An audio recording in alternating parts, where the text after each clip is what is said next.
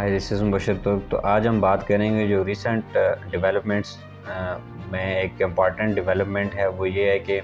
جو اسرائیل نے ریکگنائز کیا ہے صومالی لینڈ کو۔ اب اس کی ہسٹری کیا ہے اور کرنٹ سینیریوز کے اندر جو پاکستان ہے یا اور جو دوسری یو این کی اسٹیٹس ہیں، ممبر اسٹیٹس ہیں، وہ کس طرح اس چیز کو ڈینائی کرتی ہیں یا پھر دیکھتی ہیں۔ تو اس کے اندر سب سے پہلے ہسٹری کے اندر اس کا جو روٹ کاز وہ یہ ہے کہ جو صومالی لینڈ تھا وہ برٹین کا پروٹیکٹوریٹ تھا تب 1960 سے پہلے۔ تو جو دوسرا تھا ساؤتھرن صومالیہ، وہ اٹالین گورنمنٹ کے انڈر تھا۔ تو 1960 کے اندر اگر ہم دیکھیں تو جو صومالی لینڈ اور صومالیہ تھا، اب ان کی یونیفیکیشن ہو جاتی ہے، تو وہاں سے پھر صومالی لینڈ اور صومالیہ مطلب ایک اسٹیٹ بن جاتے ہیں۔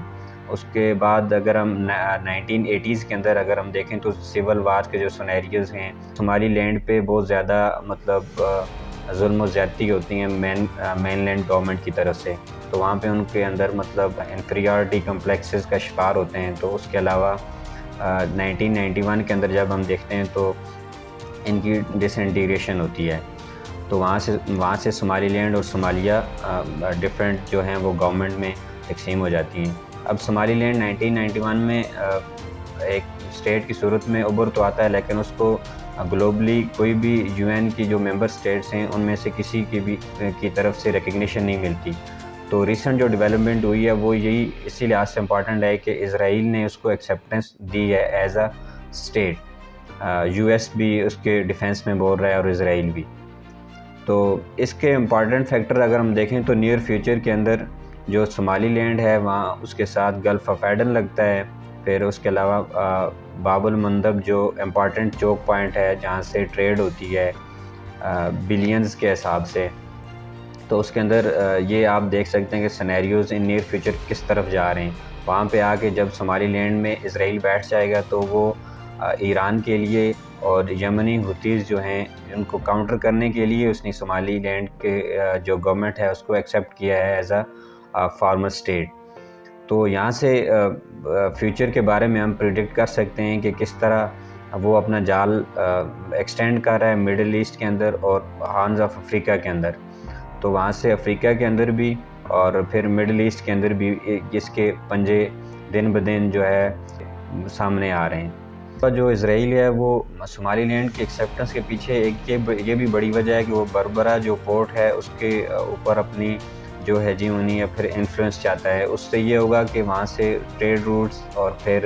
ایران کے جو لحاظ سے جو بھی ٹریڈ روٹ وہاں سے گزرتے ہیں ان کے اوپر وہ اپنا ایک جیو پولیٹیکل اس کو اپر اینڈ مل جائے گا، جہاں سے وہ فیوچر کے جو ڈیسیژنز ہیں یا پھر جو سیکیورٹی کے لحاظ سے تھریٹ ہوں گے ایران کے لیے اور یمنی ہوتیز کے لیے، وہ کچھ اچھی ڈائریکشن میں جاتے ہوئے دکھائی نہیں دے رہے۔ اس کے علاوہ اگر ہم دیکھیں تو جو یو اے ای ہے اور اسرائیل ہے، یہ مل کے مڈل ایسٹ کے اندر انٹیلیجنس شیئرنگ اور میزائل ڈیفنس سسٹم اور ڈیفرنٹ ٹیکنالوجیز جو ہیں وہ بھی شیئر کرتے ہیں۔ اور اس کے علاوہ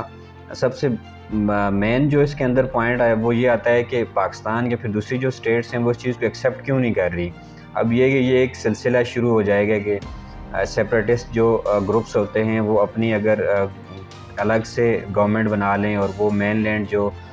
سینیریوز ہوتے ہیں وہاں پہ اگر ہم دیکھیں جس طرح صومالیہ سے مین لینڈ صومالیہ سے صومالی لینڈ نے اپنے آپ کو الگ کر لیا، تو آج اس کو ریکگنیشن مل گئی۔ تو فیوچر کے اندر کوئی بھی اس طرح کی سیپریٹسٹ جو موومنٹس ہوتی ہیں وہ کل اپنے آپ کو ایک الگ سے اسٹیٹ ڈکلیئر کر دیں، اس کو ریکگنیشن ملتی جب جائے گی تو یہ ایک سلسلہ اور ویو چل پڑے گی۔ اب جیسے افریقہ کے اندر ہوا ہے، یہ ایشیا کے اندر بھی ہو سکتا ہے، مڈل ایسٹ کے اندر بھی ہو سکتا ہے، ساؤتھ ایشیا کے اندر بھی ہو سکتا ہے۔ اگر ہم دیکھیں تو جو مین لینڈ چائنا ہے وہ تائیوان کو ایز اے اسٹیٹ ایکسیپٹ نہیں کر رہا ہے، اور اس کی فرسٹ چائنا جو پالیسی ہے وہ بھی اس بات پہ ڈیپینڈ کرتی ہے کہ جو بھی اس کے ساتھ ٹریڈ کرے گا، اس کے ساتھ جو ڈپلومیٹک ریلیشن رکھے گا، اس کی فرسٹ چائنا پالیسی جو ہے اس کو ایکسیپٹ کرے گا۔ تو اسی طرح اگر تائیوان کو آج کی کوئی بھی اسٹیٹ ایز اے ریکگنائز کر لیتا ہے ایز اے اسٹیٹ، تو وہ چائنا کی جو پالیسی ہے فرسٹ چائنا پالیسی، تو اس کے اندر ہم دیکھیں تو کس طرح کے سینیریوز بلٹ ہوں گے اور پھر مین ڈیولپمنٹس ہوں گی کہ کیا چائنا ان چیزوں کو ایکسیپٹ کرے گا تو اسی وجہ سے پاکستان اور جو دوسری UN ممبر سٹیٹس ہیں وہ اس چیز کے خلاف ہیں کہ جو صومالی لینڈ الگ سے ایک گورنمنٹ بنی تھی اس کو اسرائیل نے کیوں ایکسیپٹ کیا. ڈیفنس میں بول رہے ہیں کہ صومالی لینڈ کو ایز اے اسٹیٹ ریکگنائز کرنا اس میں کوئی اس طرح کی غلط بات نہیں ہے.